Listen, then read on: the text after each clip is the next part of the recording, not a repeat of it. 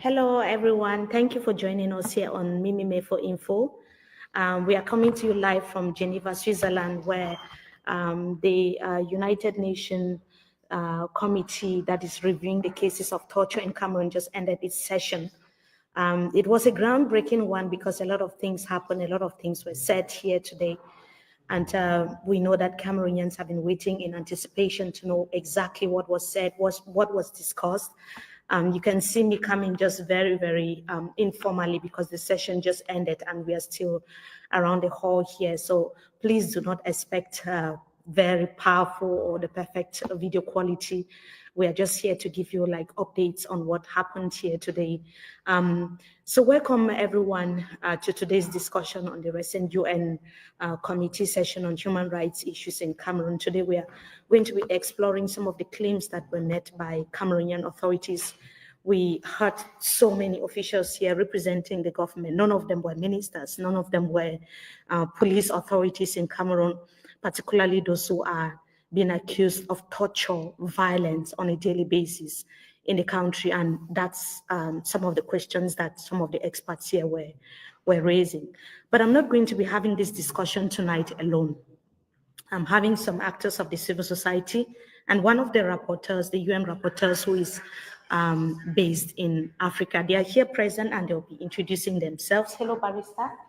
Oh, yeah. Hey, Our audience, thank you so much. Our audience is watching. Can you introduce yourself again because not everybody knows who you are? Barrister Como Felix Abobala. I'm the president of the Center for Human Rights and Democracy in Africa.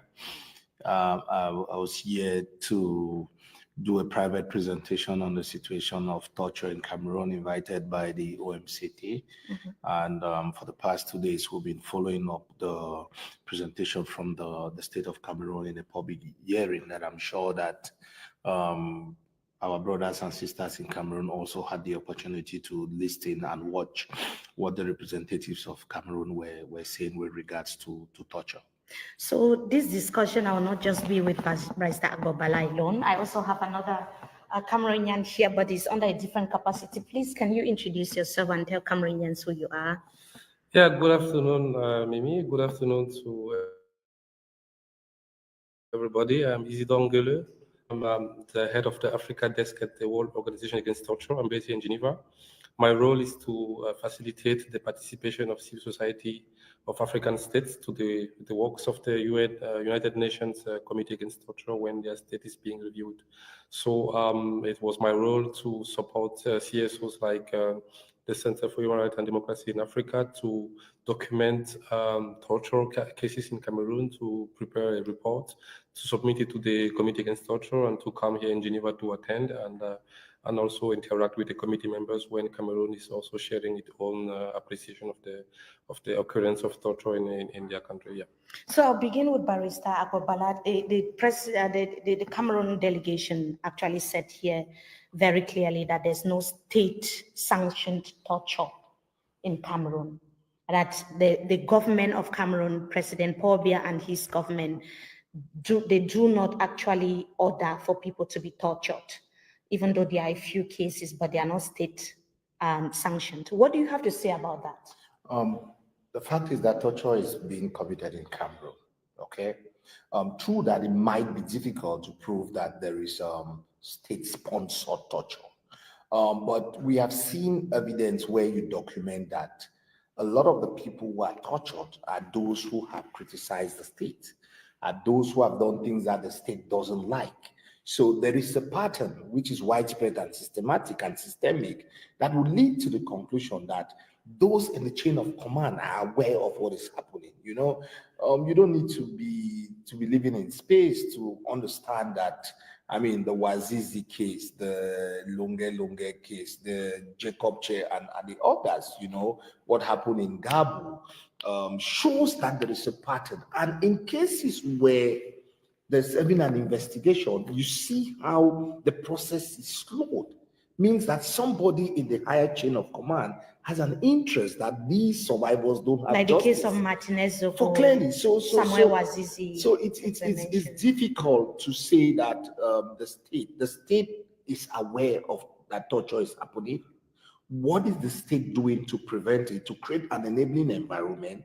What is it doing to bring to justice these violators? That's a problem. If the state cannot and is unwilling to investigate or to bring these violators to book, then the state, in a way, is liable and is culpable for the torture which is being committed on innocent citizens by the military, be they the gendarmerie, CEMIL, the B, or the police. So, what do you have to say about the fact that more often than not, the police and gendarmerie officials are at the center of this torture, yet the government delegation that was here said that there is no state sanctioned torture in Cameroon? Does that actually really make sense?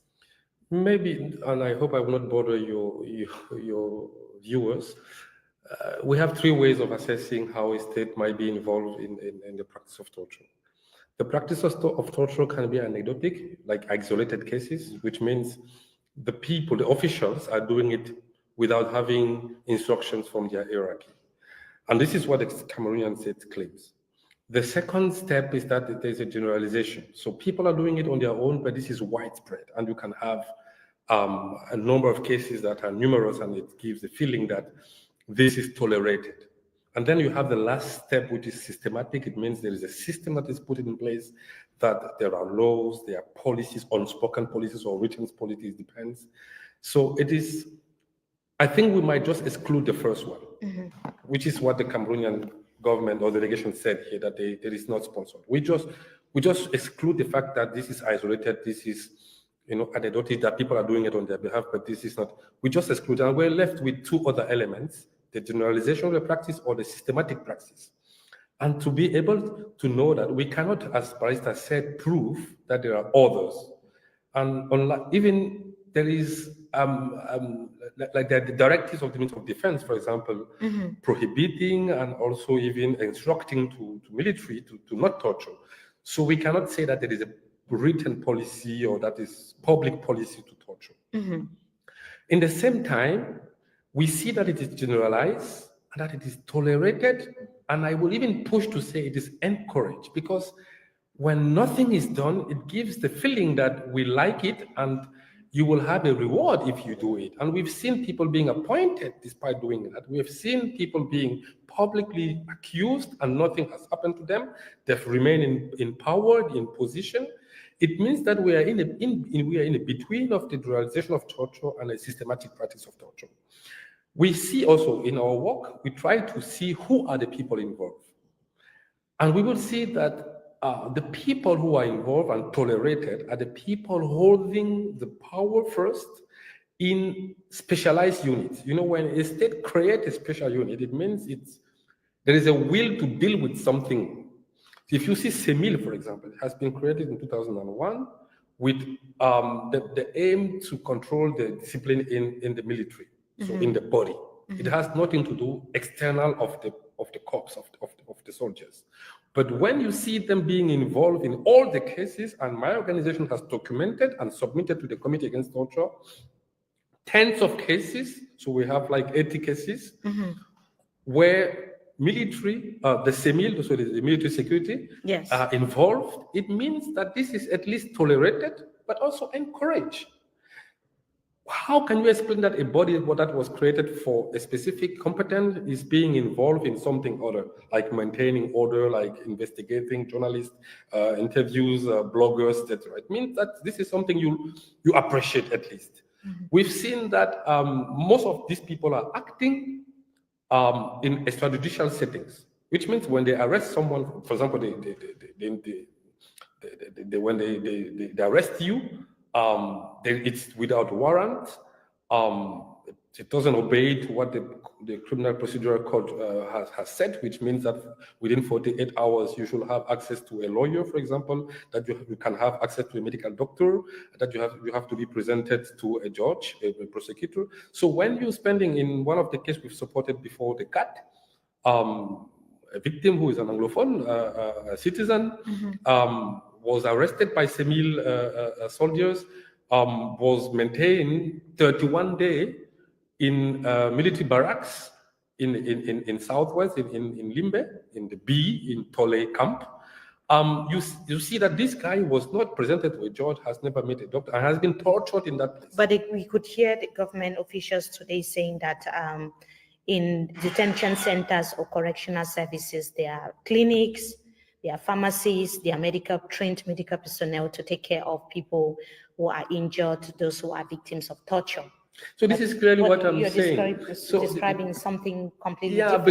Because what we have, and that's the report we've published, unfortunately only in French for the moment, that in Cameroon there is two systems. So what the title of our report is one state, two system. So there's a formal system where all of this is available, and there is an extrajudicial system. That's what I was explaining. So when a person is arrested, this person is not brought in the judicial chain. You're not brought to police custody. You're brought to semi settings. This is not an official place for the provision of liberty. You're not presented to a prosecutor, so you will never access or enjoy all of these rights that are even encoded in the criminal code, procedural code. That's why, in the one hand, they are presenting what is written in the law, and that is happening in the practice for certain people. And the second hand, there are certain other people who are exempted from all of this. And these people, is what Barrister was saying, these are people who are accused of terrorism. These are people who are arrested for their political views. And they don't deserve and they don't enjoy the protection of the treatment. law. So I'd have one final question to Barrister Bobala. The Anglophone crisis was also mentioned during the discussion, and we could hear the Cameroon delegation saying that the conflict is over, that there's nothing in the northwest and the southwest regions of Cameroon. And we heard them even saying that it's at the final stage, and that it's not a war between Anglophones and Francophones, and that there's absolutely nothing going on in the two Anglophone regions of Cameroon. What do you have to say about that as a human rights lawyer who's been documenting and following up some of these cases? Well, the first thing is that was out of it was supposed to be out of the discussion that we had here. I don't know why he was focused on the crisis and making political statements that I don't think he has the capacity to do. The first thing that he said that I'm okay. The crisis has never been between Anglophones and Francophones. I mean, we don't have problems with each other, but it's about Anglophones and the state in its entirety. And with regards to the fact that the crisis has come to an end, no, I mean, if you live in the southwest or the northwest, if you live in Cameroon, if you follow what is happening, you would tell that things are still very dicey. It is not come to an end. We still have people who are being killed. Schools are doing better, but not the maximum as we used to have prior to the crisis. We still have lockdowns. We still have incidences where people are unlawful arrest and illegal detention. People are killed. So there is still tension. I mean, physical and psychological tension. And to me, I don't want that to be considered as an escape route not to address the root causes. Because when you start saying that the crisis is at the verge of coming to an end, you are telling us that you guys don't have any responsibility to try to find a solution. But I still believe that there's a need to address some of the fundamental issues so that at least if the crisis comes to an end, because of the fact that the issues have been addressed and resolved, we don't expect that in future we would have another crisis again. But as we go through this phase, human rights violations, gross and systematic, is still taking place every day. Torture is taking place, and I was a bit stunned when one of them, they're talking about the fact that they don't have secret detention centers in Cameroon. We know that there was one around the Tole area where Mr. Che Jacob, the ones that was Zizi and Co died there. It's clearly, I mean, they were held incommunicado. Nobody knew where they were held. This was not, and I think also it's good for your fans, Cameroonians, to understand that this was not a trial of the state of Cameroon. They weren't trying the state of Cameroon. Yeah. It was more of Cameroon's obligation under the CAT that Cameroon has signed and ratified to create an enabling environment. What are they doing to ensure that this treaty that they signed and ratified, that they are actually respecting the terms of the treaty? To basically, that's what happens. And true that government has put certain measures in place, okay? But there is still much that has to be done. So after this session, are you positive that things would, what are your thoughts about like moving forward? No, after the session? I'm not very positive. This government always, there's need for continuous engagement with them, with civil societies, other stakeholders, the CAT itself. Because if you see some of the things that they cited, Cameroon has been told, for example, you look at when the representative of the Minister of Justice was saying that there is no law that talks about not to try civilians in the military court, for example. We have the 1999 jurisprudence of the African Commission on Human and People's Rights that clearly says that civilians should not be tried in the military court. We have other from the General Assembly, other things that can be used, but because the state has to be continuously engaged.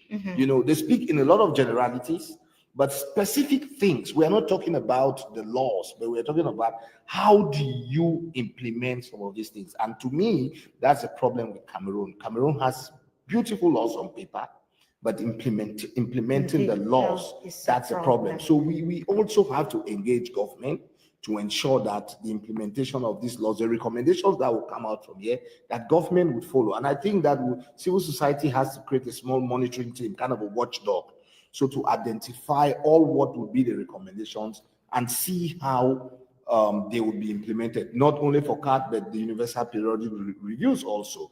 We have recommendations that till date, they've not been implemented. So we are hoping that something positive, because it helps the image of the country also to show that they respect international norms, that they are part of the Committee of Nations by not being considered a pariah state, by a state that is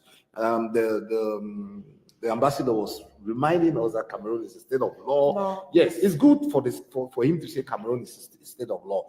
We just hope that they would respect the recommendations. So just final words before we go. I just wanted to ask you about the state of affairs in Cameroon at the moment. You work with the United Nations. After this session, what next? Because that's the question the minds of many Cameroonians are asking. Will there be positive results? Are we going to see some changes? What do you have to say to some of those who are watching back home?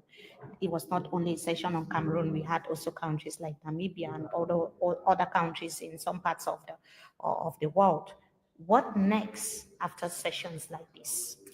First, I don't work with the United Nations. I work with an international organization that is in charge of preventing and fighting torture. I think this is a right question, and it's maybe boring for those not doing international law, because maybe just break it down and then briefly. That's the thing. Yes, there is no something let's say compulsory that will come. That's the thing. The system is based on dialogue. It's to push the states to take engagement. And for the majority of these cases, Cameroonian government did never take a public stand. So we had, for the first time in some of these cases, their public position. And this is something we are holding them on now to get them accountable for. For example, they promised that they will ratify the optional protocol, which is an instrument that ensures that we're going to do everything to prevent torture to happen, because that's the first thing. Torture should not even happen. So now they said they are going to do that. We're going to follow that to get. They said they were going to investigate cases. So they have taken engagement on many cases here. They have explained themselves on many cases. They have spoken about the case of Martinez Zogo, of Samuel Wazizi, etc., Sebastien Ibala. So we have now the grounds for us, for example, to even start litigation against them, because we know now what happened. For long, we didn't know even what happened concretely in some of these cases. So it is a ground for the other actors now to jump in, for NGOs like me, for media, for citizens, because people need to ask them. Elections are coming next year. They will be promising things. What are you going to vote? Are you going to vote on people promising you things that the international body said they are not doing? That's the ground. So there is no miracle in international law. It's not something that will come from Geneva to fix the situation. It's for the people in Cameroon now to get aware of what has been said there, to know that overall the situation is not good. That's what the committee observed, that there are a lot of loopholes, So next year, when you're going to vote, you should know. I'm speaking to the supporters of people who are in charge today. You know, you're going to reconduct your support to them based on what? That's the questions that are asked to the citizen of Cameroon. Yeah, very, very pertinent questions. That's why we had to have this discussion just after the session so that Cameroonians who are back home can understand what the stakes are, what are the implications of the session that is actually holding. For some of those who are asking where are we and what is happening, this is actually, we are coming to you live from Geneva in Switzerland, and we are going to do a longer video because we had the opportunity to talk to a victim. It's a heart-wrenching story that will tell you in just a couple of hours from now. You will be shocked at how much torture, the rate of torture that some Cameroonians have been through and what they continue to face now at the hands of some government officials. So I'm also here with Joseph Isama, who is a member of the MMI team, and he's part of the French Hi, team, everyone. Joseph. So maybe you can just talk briefly, 1 minute in French to our French audience, why we are here and what has happened before we go.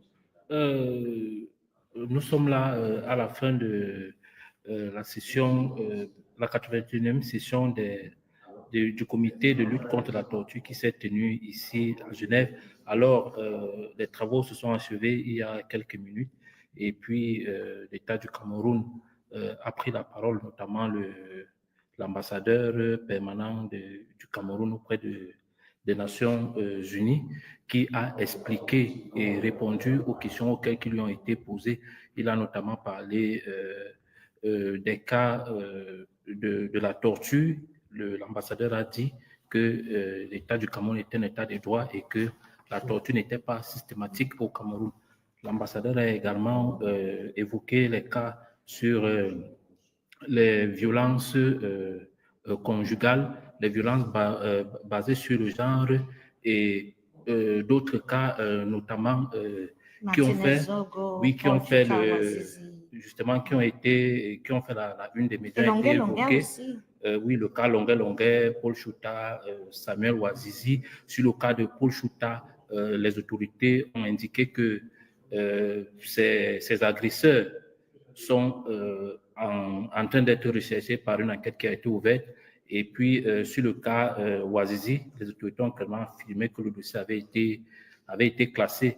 Et sur plusieurs autres cas, ce qu'on ne savait pas ouvertement ou publiquement, il y avait la famille Ouazizi, la famille de Ouazizi, ses collègues qui posaient beaucoup de questions sur qu'est-ce qui se passe avec la situation de Ouazizi. On n'avait pas de réponse, mais aujourd'hui, on a entendu que le dossier a été classé. Oui, l'État a donné une réponse claire que le dossier a été classé. Une autre question aussi qui a été évoquée, c'est celle des LGBT.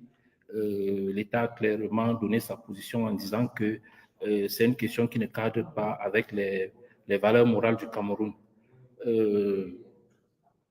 C'est en gros ce qui a été dit au cours de cette session et les experts du comité contre la torture ont appelé l'État du Cameroun à respecter certaines clauses de la Convention qui, selon elles, ne sont pas encore respectées et l'État du Cameroun a pris certains engagements pour le respect de ces